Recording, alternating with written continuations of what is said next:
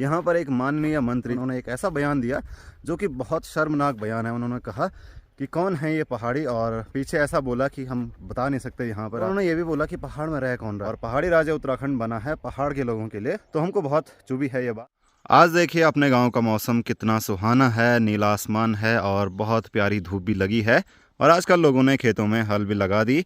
ये खेत लगभग 6 महीने से खाली थे, आजकल इनमें हल लगाई। कुछ टाइम बाद इनमें बीज की बुआई शुरू हो जाएगी। और यहाँ पर भी एक चाचा जी आ रखे हैं खेत में हल लगाने के लिए यहाँ पर। तो सुबह का नाश्ता भी हो गया और अभी टाइम हो रहा है 10:30। तो अब चलते हैं गांव की तरफ जहां पर नए घर का काम हो रहा है। तो आपको वीडियो में देखने को मिलेगा कि कितना काम हुआ, क्या काम हो रहा है और हमारे गांव में क्या क्या चल रहा है। तो चलिए वीडियो की शुरुआत करते हैं। नमस्ते internet, this is Ashutosh Negi. आप देख रहे हैं नमस्ते पहाड़, नमस्ते फ्रॉम पहाड़ों की इन खूबसूरत हसीन वादियों से। और इन खूबसूरत हसीन वादियों में हमने अपने बाग बगीचों में यहाँ पर धनिया, मटर, प्याज, लहसुन ये सारी सब्जियां लगा रखी हैं ताकि जब भी ज़रूरत पड़े तो ऑर्गेनिक सब्जियां हमको खाने को मिले। बर्फबारी के बाद एक बार मौसम में बदलाव हुआ है, टेम्परेचर काफ़ी ज़्यादा डाउन हो गया। अभी हमारे गांव का तापमान है 9 डिग्री सेल्सियस और हल्की हल्की ठंडी हवा भी चल रही है। तो आप लोग कमेंट में अपने यहाँ का टेम्परेचर ज़रूर बताना और ये भी बताना कि आप लोग कहाँ से देख रहे हैं। और अगर आजकल आप लोग न्यूज़ देखते हो तो आपने उत्तराखंड की एक न्यूज़ ज़रूर देखी होगी। यहाँ पर एक माननीय मंत्री जो कि हमारे वित्त मंत्री भी हैं, उन्होंने एक ऐसा बयान दिया जो कि बहुत शर्मनाक बयान है। उन्होंने कहा कि कौन है ये पहाड़ी, और पीछे ऐसा बोला कि हम बता नहीं सकते। यहाँ पर आपने न्यूज़ वगैरह में देखा होगा। और उन्होंने ये भी बोला कि पहाड़ में रह कौन रहा है, यहाँ का रह रहा है, मध्य प्रदेश का रह रहा है, बिहार का रह रहा है, इधर उधर के रह रहे हैं। तो जी नहीं, पहाड़ में पहाड़ के लोग ही रह रहे हैं। और पहाड़ी राज्य उत्तराखंड बना है पहाड़ के लोगों के लिए, ताकि यहाँ पर जो उनकी संस्कृति है, जो उनका कल्चर है वो सेफ हो सके, उसको संरक्षण मिल सके और वो कल्चर आगे बढ़ सके। और पहाड़ में भी लोग अपने तरीके से अपने कल्चर के साथ अपना जीवन यापन कर सकें और उस तरीके से विकास के साथ वो चल सके। उत्तराखंड में ऐसे ऐसे माननीय हैं जो कि पता नहीं ऐसे ऐसी टिप्पणियां बोल देते हैं, फिर भी लोगों का खून खौलता नहीं है, फिर भी लोग उन्हीं को वोट देते हैं। देखिए, ये वीडियो कोई पॉलिटिकल वीडियो नहीं है, किसी के अपोजिशन में नहीं है, किसी के विरोध में नहीं है। ये चीज़ जो है पहाड़ियों के लिए बोली गई है। तो मैं भी एज ए पहाड़ी, एज ए उत्तराखंड में रहता हूँ, गाँव में हम लोग रहते हैं, तो हमको बहुत चुभी है ये बात कि ऐसी टिप्पणी, मतलब सच में ये बहुत निंदाजनक और शर्मसार कर देने वाली टिप्पणी है। फिर भी लोग ऐसे नेताओं को वोट देके विधानसभा में भेजते हैं जो कि सब कुछ बर्बाद कर देते हैं। इतना स्टेटमेंट देने के बाद किसी पहाड़ी या फिर उत्तराखंड वासी का खून नहीं खौलता है। तो सच में ये बहुत शर्मनाक बात है हमारे लिए कि हम लोगों को हो क्या गया है। जो कोई भी आता है मुँह उठा के कुछ ना कुछ बोल देता है, फिर भी हम लोग चुप्पी साधते रहते हैं। फिर भी जब वोट का टाइम आता है तो हम लोग ऐसे ही नेताओं को चुन करके आगे भेजते हैं जो हमारे ही ऊपर ऐसी टिप्पणियां करते हैं और उत्तराखंड को बदनाम करते हैं। और मुझे बहुत खेद है कि हमारे जो नेता हैं, हमारे जो माननीय नेता है विधानसभा में ऐसे बयान देते हैं पूरे उत्तराखंड वासियों के लिए, पूरे पहाड़ वासियों के लिए। तो सोचिए पहाड़वासी लोगों पर क्या बीतती होगी जब वो ऐसे सुनते हैं कि हमारे माननीय नेता हमारे लिए ऐसा कुछ कहते हैं। तो उससे शर्मनाक और निंदनीय चीज़ कुछ हो नहीं सकती है। तो आप लोग भी इस चीज़ का विरोध ज़रूर करें। गलत के खिलाफ आवाज़ उठाना कोई गलत नहीं होता है। अभी मैं पहुंच गया हूं वहां पर जहां लैंडस्लाइड हो रहा था हमारे गांव में, इस तरफ भी और सामने उस तरफ भी। और अभी बात नेताओं की हो रही थी, तो इसको देख करके भी मुझे बहुत दुख होता है। इतना टाइम हो चुका है फिर भी इस पर कोई भी कार्यवाही नहीं हुई। जो मैंने सीएम हेल्पलाइन पर कंप्लेन करी थी, वहां पर जो जियोलॉजिस्ट हैं जिनके पास ये कंप्लेन गई होगी, उन्होंने सर्वे किया कि ऐसा ऐसा काम होना है। वो सर्वे पहले भी हो चुका था और उसके बाद कुछ काम नहीं है। मतलब जो फिजिकली यहाँ पर काम होना था वो तो अभी तक कुछ देखने को नहीं मिला। अब यहाँ पर बात जो है थोड़ी बहुत ऐसी हो रही है। तो हम लोगों की भी गलती होती है कि हम लोग गलत के खिलाफ आवाज़ नहीं उठाते, अपने अधिकारों के लिए आवाज़ नहीं उठाते, आगे नहीं आते। अगर हम भी खुद अपनी तरफ से बहुत ज़्यादा प्रयास करते, कहीं धरने पर बैठ जाते, तो आज तक कुछ ना कुछ हो जाता है इस पर। अब राजनीतिक चर्चाएं न करते हुए अपनी वाणी को मैं यहाँ पर विराम देता हूँ। अभी मैं पहुँच गया अपने गांव में और यहाँ से हमारा गांव शुरू हो जाता है और हमारा घर ये रहा ठीक यहाँ खेतों के बीच में। तो मैं आपको अपने गांव के बारे में बता देता हूँ। हमारा गांव है किंजानी, जो कि रुद्रप्रयाग ज़िले में आता है। और यहीं से मैं आपके लिए अपने व्लॉग के जरिए अपने गाँव की हसीन वादियों और अपने गाँव के रीति रिवाज और अपने गाँव की खूबसूरत वादियों को दिखाता हूँ। तो ऐसा कुछ दिखता है अपना गांव। अभी मैं गांव के बीच में आ गया हूँ। यहाँ से ऊपर जाने के लिए रास्ता है, रास्ता जंगल की तरफ भी जाता है और ये जाएगा रोड की तरफ और ये जाएगा गांव में आगे खेतों की तरफ और ये जाएगा यहाँ से ठीक सामने रावा होते हुए चंदनगर। और हमारे गांव से हिमालय भी दिखता है, जो कि कुछ ऐसा है, बर्फीली चोटियाँ दिख रही हैं।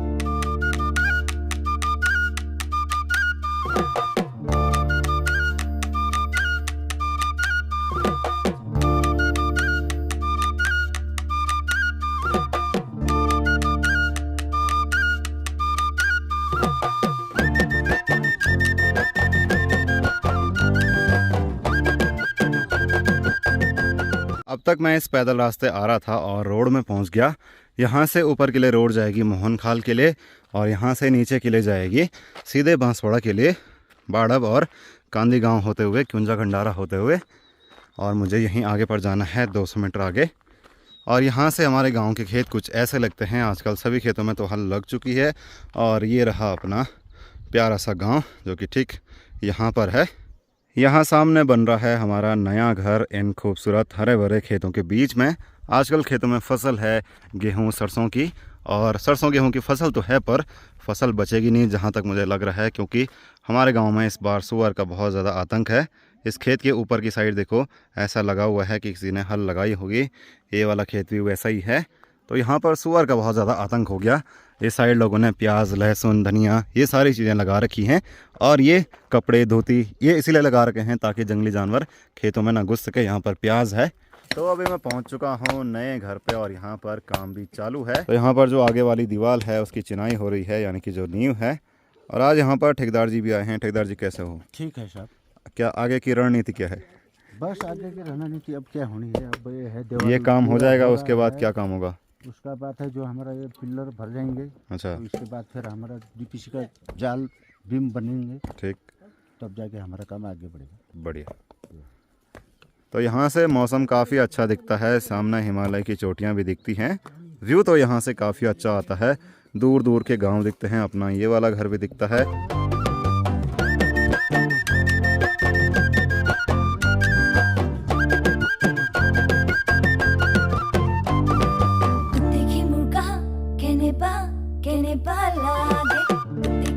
तो यहाँ पर अभी तक जो काम हुआ है उसमें कॉलम खड़े हो गए हैं और नीचे नींव की चिनाई शुरू हो गई है।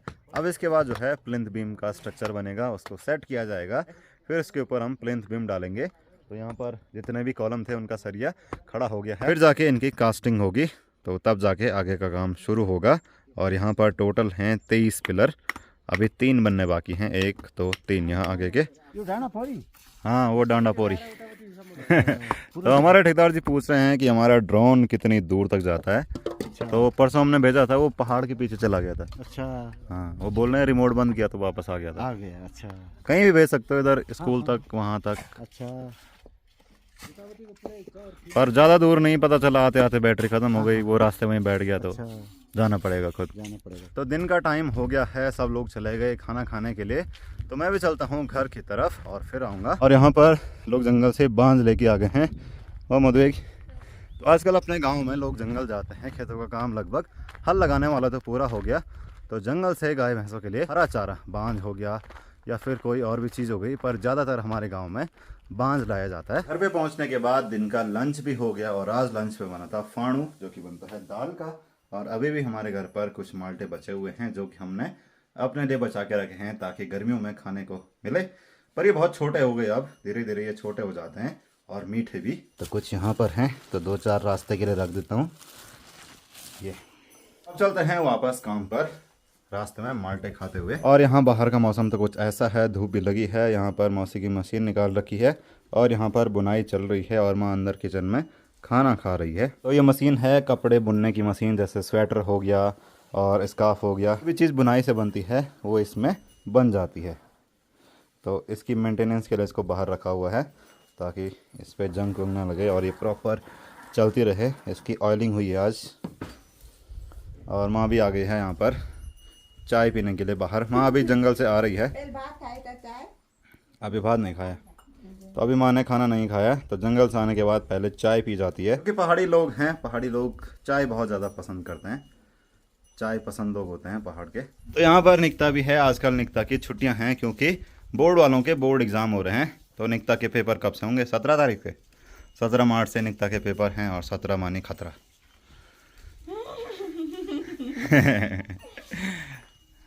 तो निकिता घर पे आजकल खाना बना रही है आराम से, पढ़ाई तो नहीं कर रही है। खाना बिल्कुल नहीं बनानी चाहिए। क्या बना रही है निकिता? खा ले, रील देख रही। हीटर पे बैठ के। नहीं।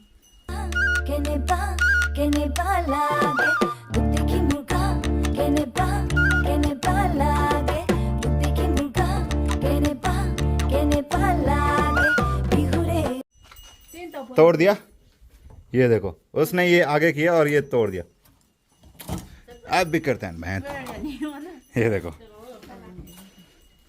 जब कोई चीज़ नहीं आती है तो उसको यूज़ नहीं करना चाहिए, समझे। इसको ऐसे लगाते हैं। अभी नहीं हुआ ये। अच्छा अच्छा ऐसे लगाते हैं उसको।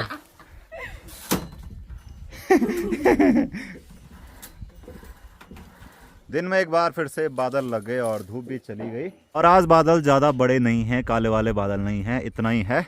और उसके बाद आसमान बिल्कुल साफ़ है।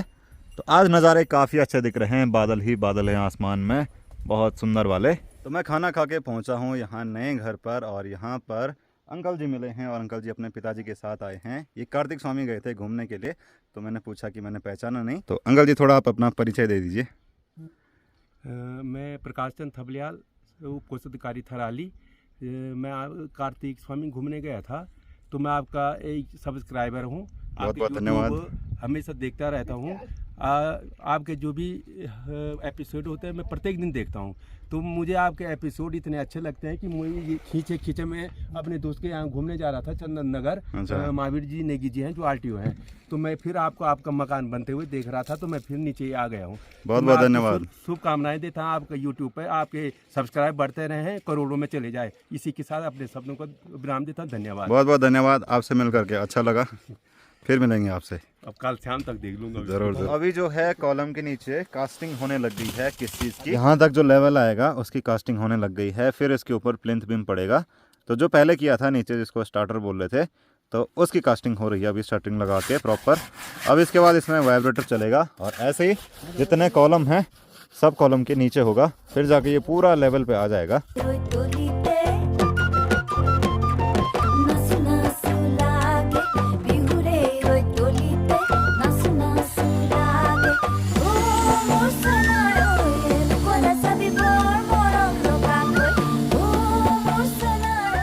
तो देखते ही देखते जो पीछे वाले कॉलम हैं उन सब की स्टार्टर की कास्टिंग हो चुकी है। ये वाला बचा हुआ है, अब इसको करेंगे फिर यहाँ से उधर, और वाइब्रेटर भी तैयार है।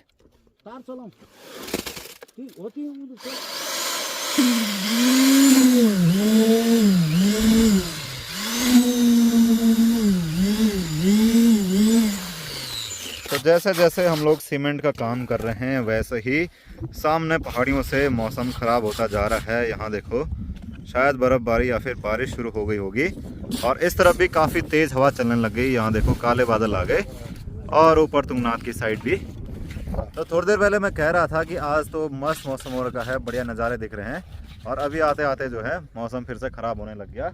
अब यह है कि ये सेट हो जाए तब बारिश आ जाए तो कोई दिक्कत नहीं। हेमंत भाई क्या लगता है बारिश आएगी? बारिश तो अभी मौसम का कोई भरोसा नहीं, आ भी सकता है। हाँ। कल रात को भी हल्की बारिश हुई थी 5-10 मिनट के लिए, अगर वैसी हो तो कोई दिक्कत नहीं। देखो इंसान भी कितना मतलबी होता है ना। जब यहाँ पर सीमेंट का काम नहीं हो रहा था तब मैं कह रहा था कि यार बारिश आ जाए, बर्फ़बारी हो जाए, और यहाँ सीमेंट का काम शुरू हो गया। अब सोच रहे हैं कि यार बारिश नहीं आती तो ठीक रहता। आनी भी चाहिए बारिश। नहीं आएगी यार, चिंता मत करो, बारिश नहीं है। तो जैसे ये कास्टिंग हुई उसके बाद सेल लगाना बहुत ज़रूरी है, नेपाली में बोले तो साहुल या फिर घंटी, क्योंकि इसका लेवल गड़बड़ नहीं होना चाहिए। ऊपर जाते जाते ये परफेक्ट एकदम स्ट्रेट होना चाहिए, तभी जाके कॉलम सीधा होगा। तो जितने भी यहाँ पर कॉलमों की कास्टिंग करी सब पे सेल लगाया, घंटी लगाई।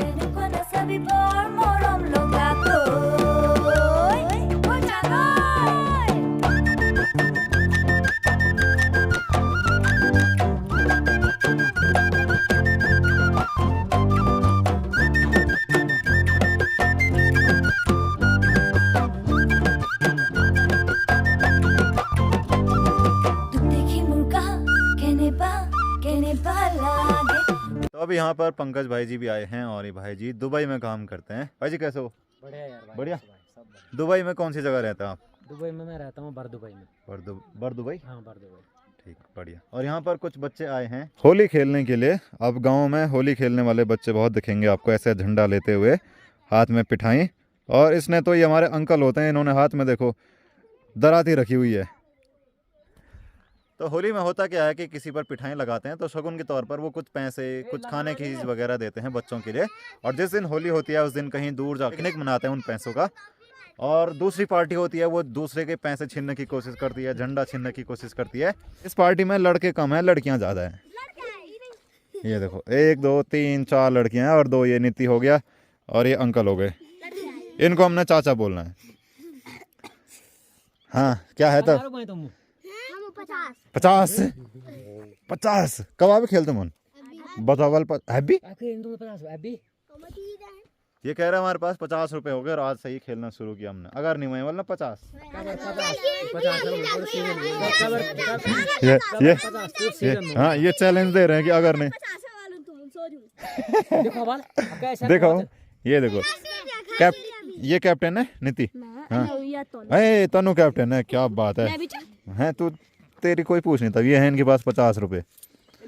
ये भाई हम क्या खान 50 रुपए 10 रुपए दे देते हैं। तो भाई जी ने भी दे दिए हैं इनको। ला रहे अब इनके पास 60 रुपए हो गए। और ये झंडा है। अब हमने भी बहुत सारी होली खेली है बचपन में ऐसे ऐसे करके। यार मेरे पास तो है नहीं, क्या होगा तब? अगर इसमें होंगे तो ठीक है। अगर इसमें होंगे तो नहीं है यार, नहीं है यार इसमें। हम तो बोले लो अरे तो हमारे टाइम पे होता क्या था, जैसे पैसे भी देते थे और फिर जैसे होली करीब आती थी तो गांव-गांव घूमते थे, थैला रख के लोगों के यहाँ से आटा चावल कुछ दाल वगैरह मांगते थे, फिर जाते थे होली मनाने के लिए।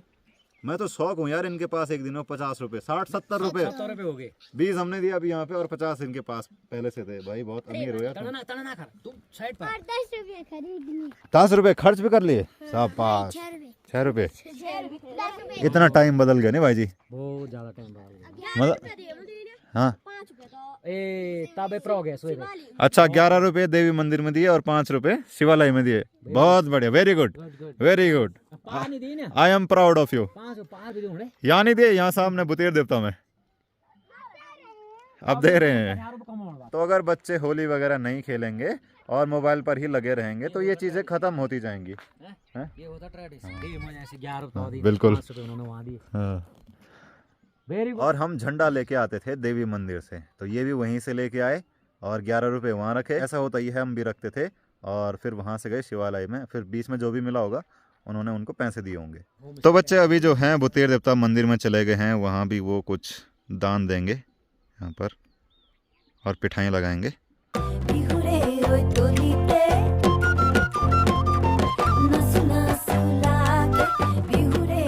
तो आज के इस वीडियो को इतना ही रखते हैं। अगर आपको वीडियो अच्छा लगा वीडियो को लाइक जरूर करना, चैनल नमस्ते पहाड़ को सब्सक्राइब जरूर करना और अपने विचार कमेंट में जरूर लिखना। हम मिलेंगे अगले वीडियो में, तब तक के लिए जय हिंद, जय भारत, जय Uttarakhand. Thank you for watching.